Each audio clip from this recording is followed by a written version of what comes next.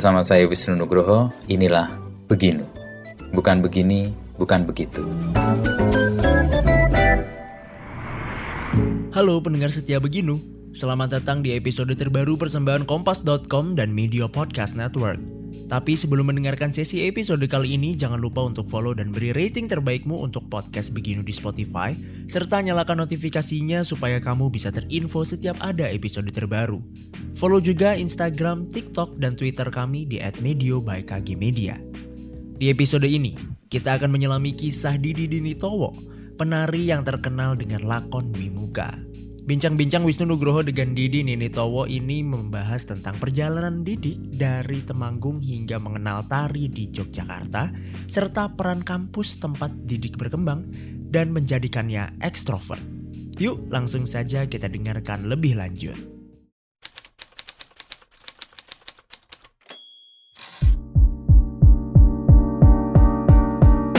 Wah, menarik. Mas Didi kan dikenal sebagai orang yang ditari ya dari awal sampai. Gimana ceritanya sampai terjun ke situ, Mas? Dan kemudian nyemplung sampai klebes di situ dan sampai sekarang dikenal sebagai legendnya di sini, maestronya. Iya. Jadi memang semua itu proses ya. Persis, ya. Segala sesuatu prosesnya kan dari senang dulu. Ya. Okay, tertarik, senang, belajar. Nah, kalau kita sudah bisa, kemudian kita harus terjun lebih dalam lagi, istilahnya beyond ya. Iya, jadi kalau misalnya tentang tari ya kita harus belajar historisnya bagaimana, filosofinya bagaimana. Nah, itu kemudian kita semakin akan memahami seutuhnya begitu dalam sebuah. Karena seni budaya atau tari khususnya di Indonesia itu kan sangat beragam dan menurut saya nggak ada tandingannya loh Mas di dunia. Ya, karena saya kan sempat belajar tari Jepang, sempat belajar tari India, tari Cina. Nah itu saya bandingkan dengan kesenian di Indonesia sangat-sangat beda. Apa yang membedakan, Mas? Historis filosofisnya itu atau ada yang lain? Kalau dari seluruh, kita bicara Asia ya, Asia. Thailand, Myanmar, Kambodia, Jepang, Cina dan sebagainya itu, kita semuanya kalau Asia itu seninya grounded, membumi istilahnya. Ya. Kalau Barat kan jumping up gitu ya, gitu. Itu kesamaannya di situ. Jadi ada kesamaannya membumi. Kemudian kesamaannya lagi kalau dulu ya memang kita harus belajar sejarah. Sebelum masuknya agama ke Nusantara, itu kan kita kan juga istilahnya animisme kan, kepercayaan. Dan tari itu bagian daripada ritual. Untuk pengungkapan kepercayaan terhadap alam semesta betul. Terhadap kalau dulu kalau nggak salah kita itu sudah punya konsep manunggaling kawula Gusti ya.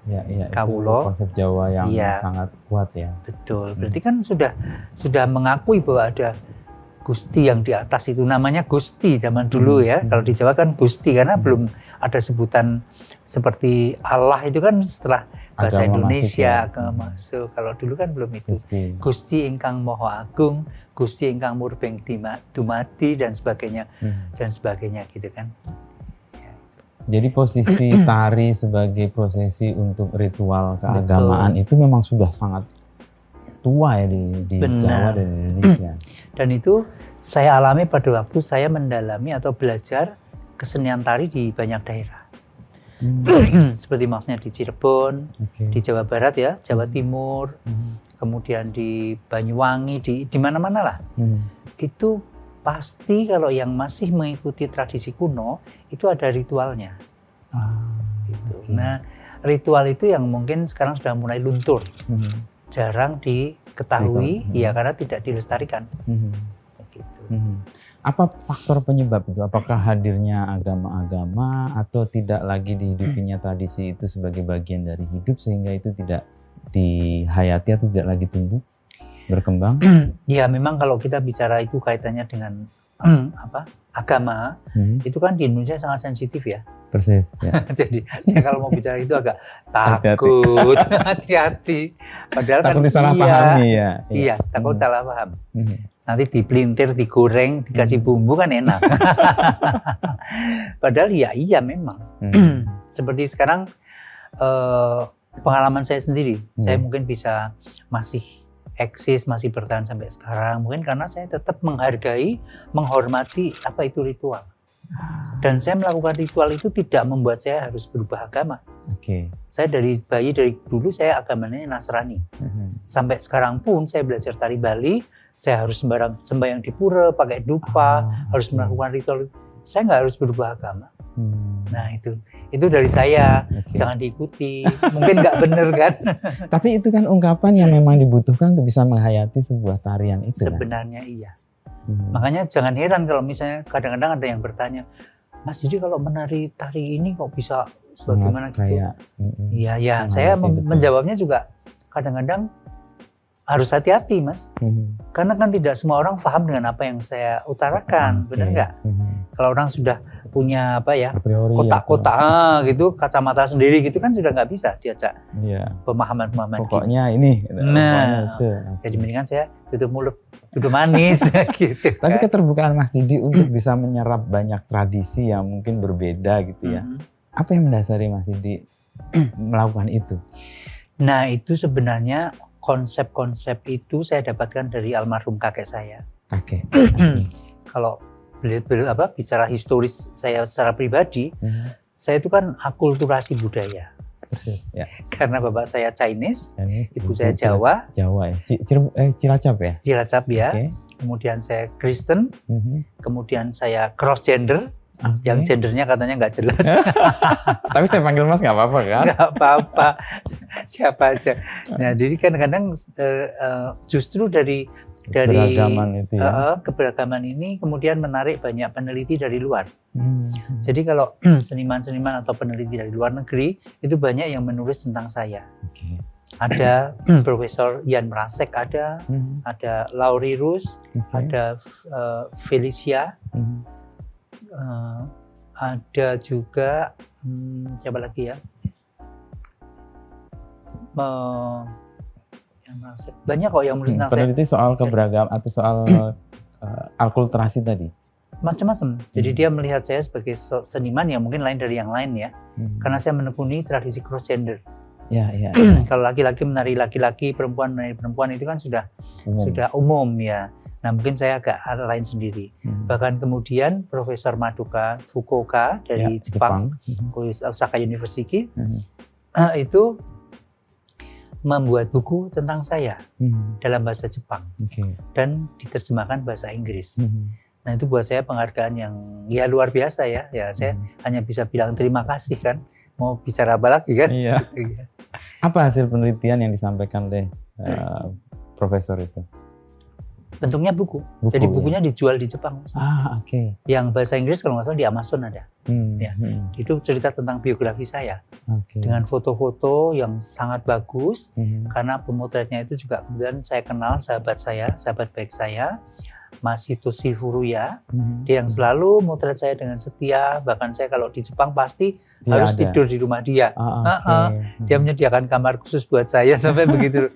Jadi ya relasi-relasi semacam itu dengan teman-teman di luar yang juga ya. Benar, yang harus kita jaga kan sampai kapanpun lah ya. Hidup dengan banyak cross tadi itu rumit nggak Mas Didi? Atau ada kesusahan nggak? Misalnya Bapak Chinese, Ibu Jawa, lalu agama Nasrani, juga transgender dan sebagainya. Pasti ada, saya nggak tahu pasti atau enggak, tapi kerumitan macam apa yang masih dihadapi? Iya, pastilah yang namanya kehidupan ya. Pro kontra pasti selalu ada. Ada yang suka, ada yang tidak suka, itu pasti ada. Tapi kembali ke tadi yang belum saya ceritakan, konsep saya kenapa saya bisa belajar macam-macam. Kakak saya itu memberikan konsep bodoh bahasa Jawa ya, pura-pura bodoh. Itu sebenarnya kan konsep bodoh itu kan kemudian mendidik kita menjadi rendah hati, Mas. Persis. Karena kita belajar kepada seorang guru, nasihat kakek itu, kamu harus pura-pura jadi orang bodoh. Jangan keminter dengan guru supaya bisa menyerap banyak. Bener. Sebenarnya kalau kita terjemahkan lagi, konsep bodoh itu kan kemudian konsep untuk rendah hati pasti. Kemudian emptiness kosong. Iya. Akan ada maksud. Betul. Ibaratnya kalau banyak kan sebenarnya orang cerita kalau kita mau sesuatu ya kita ibaratnya membawa suatu gelas kosong supaya itu kan sebenarnya intinya sama. Kalau kita masuk atau kita mau belajar ke salah satu guru atau budaya, tapi kita sudah merasa pinter, saya profesor, saya seniman, saya artis gini-gini, ya udah ibaratnya kita bawa gelas aja, udah punya udah isi kan. Gelasnya harus melep-melep gitu. Nah, jadi kan mau diisi. tidak bisa masuk, luber terus gitu. Nah, itulah sebenarnya. Rendah hati, emptiness tadi, sama yang satu saya mungkin bayangkan curiosity-nya sih mungkin ya. Iya, benar. Keingintahuannya pasti lebih besar kalau orang yang bodoh itu kan. Bener. Jadi apa-apa bisa masuk. Sebenarnya itu kan melatih kita untuk peka terhadap lingkungan atau peka terhadap sekeliling yang ada. Dan kita jalan jangan hanya melihat ke atas terus. Kanan kiri. Nah, kanan bawah. kiri bawah itu kan kemudian kita ternyata kan begitu kan banyak menemukan banyak hal sebenarnya. Nah, itu yang kemudian. Jadi semua indera kita dipakai tuh Mas Didi ya dalam bodoh itu ya. Iya. Dengar, merasa, mau mendengar, ya kan, mau menerima kritikan, mau ya karena namanya orang bodoh gimana sih Mas ya, mau dicaci maki, mau dibully ya. Oh, sikap itu yang membuat Mas Didi juga tetap bertahan meskipun dapat perlakuan yang macam-macam ya. Mungkin itu. Bodoh itu malah membuat resilience-nya tinggi ya. Bener, bodoh dan dablek. Oh, dablek gimana dablek itu? Dablek itu ya cuek bebek tuh Mas. Cuek bebek. Iya. Yang penting prinsip kita jalankan, tidak menyakiti orang, bermanfaat buat orang banyak. Betul. Kan prinsip saya kan nggak minta makan lu gitu kan. Kalau orang Jakarta, gue kan nggak minta makan lu, gitu kan, lu gue kan gitu kan. Itu yang penting kan gitu. Tapi saya memang konsepnya ya ajaran saya pun kalau bisa kita harus banyak memberi. Kita harus banyak menanam karma baik. Nah, saya memang percaya sekali dengan hukum karma. Hukum karma. Sebenarnya kalau istilah karma, kadang-kadang orang yang terlalu sempit pemikirannya pasti dikait-kaitkan dengan agama Hindu. Padahal itu kan bahasa Sanskerta kan. Iya, iya. Nah, artinya kan sama dengan menanam menuai tabur tuai kan. Kalau pakai bahasa Indonesia, tabur tuai. Bahasa Jawa, nandur ya ngunduh, kan begitu. Itu kan alamiah sekali kan. Alamiah dan itu terjadi. Bahasa alam bukan bahasa Hindu kan. Benar. Nah, itu pinjem bahasa Sanskerta. Ada kalimatnya, istilahnya karma kan begitu sebenarnya, ya kan? Nah, kita tuh kadang-kadang terlalu pinter deh Mas. Jadi karena kepinteran jadinya mengkait-kaitkannya gampang gitu. Karma pasti Hindu.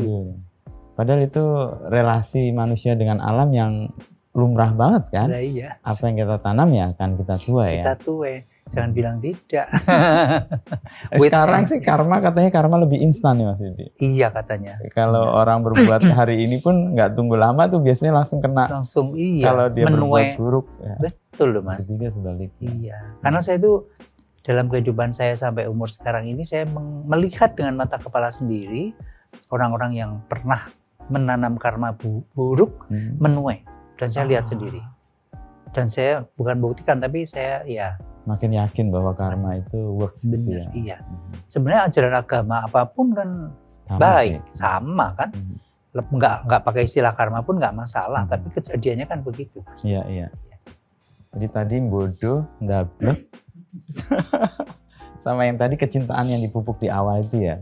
Iya, betul. Nah, kemudian bisa Mas Didi berangkat dari Temanggung kan ya, kecintaan dengan seni, tari, menari, lalu ke Jogja, lalu tahapannya gimana Mas Didi untuk bisa kemudian menemukan ini jalan saya, jalan pengabdian seni saya, dan sampai sekarang. Iya.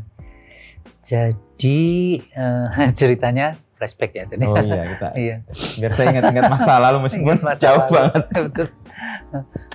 Saya waktu itu kan memang dari kecil senang menari.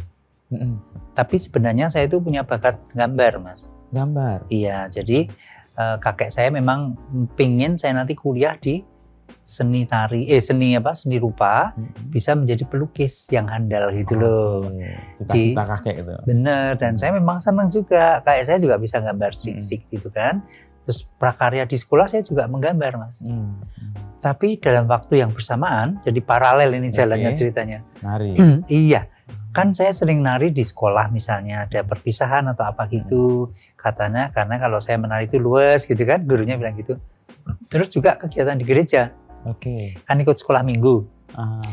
Jadi kalau ada Natal, ada apa itu gerak dan lagu. Zaman dulu kan belum disebut nari tapi kayak gerak operet gitu ya, yang mempraktekkan apa palungan, Maria. Iya, lagu-lagu yang digerakkan, Mas. Jadi misalnya Malam Kudus itu geraknya seperti Malam Kudus gitu kan. Sunyi senyap, begitu simpel-simpel gitu. Bintangmu, nah bintang kan begini, kelip-kelip gitu kan. Bintangmu gemerlap gitu-gitu loh Mas. Jadi simpel itu kan syair lagu yang digerakkan ya. Gitu. Itu awalnya. Kemudian waktu SMP, nah waktu kecil kan saya masih ingat sering diajak kakek saya nonton wayang kulit. Jadi kakek saya itu walaupun Chinese ya, tapi beliau itu senang wayang kulit, senang ketoprak, dan juga zaman dulu sering nanggap apa uyon-uyon. Kalau sekarang uyon-uyon ya. Apa gamelan dengan sindenya itu kan uyon-uyon. Sering itu. Jadi kalau dulu itu kalau misalnya apa ya, di Temanggung itu kan panen tembakau kan? Ya, sana hasil buminya luar biasa ya. Nah, kalau ada itu pada kumpul-kumpul, kemudian nanggapnya uyon-uyon itu, kelenengan kalau ya. Nanggap kelenengan gitu. Dengerin gitu. Nah, kakek saya itu senang banget dengan apa? Kelenengan itu uyon-uyon ya. Ya mungkin namanya senang kan nggak tahu ditanya kok senang kenapa ya? Senang aja kan? Konek hatinya kah atau perasaan yang tersentuh? Tapi bukan pelaku. Penikmat ya, lebih penikmat aja. Okay. Lalu dulu sering cerita sama saya. Dia bilang sama saya gini, waktu aku masih kecil masih ingat. Memanggil aku kan Cun, nama Tionghoanya. Cun, engkong itu heran loh. Itu apa? Gamelan itu kan macam-macam, ya. Ada bentuknya macam-macam, cara mukulnya macam-macam. Tapi gurunya ini kok bisa tahu misalnya yang salah itu kendangnya atau yang salah itu gongnya. Nah yang itu nggak pasnya. Itu kayak saya tuh heran setengah mati itu sama saya kok bisa tahu ya gimana. Nah waktu itu saya kan juga masih anak-anak nggak ngerti yang dimaksud apa. Setelah saya masuk ke kesenian saya baru tahu oh ya memang kalau kita sudah mendalami seni itu ya tahu banget. Misalnya harusnya jatuh nada 5, ada yang 3 gitu kan meng loh. Kan mesti langsung kedengaran. Jadi saya apa yang diceritakan kakek saya itu merupakan kekaguman. Saya paham, oh iya memang harus memang begitu kalau kita mendalami itu ya tahu gitu.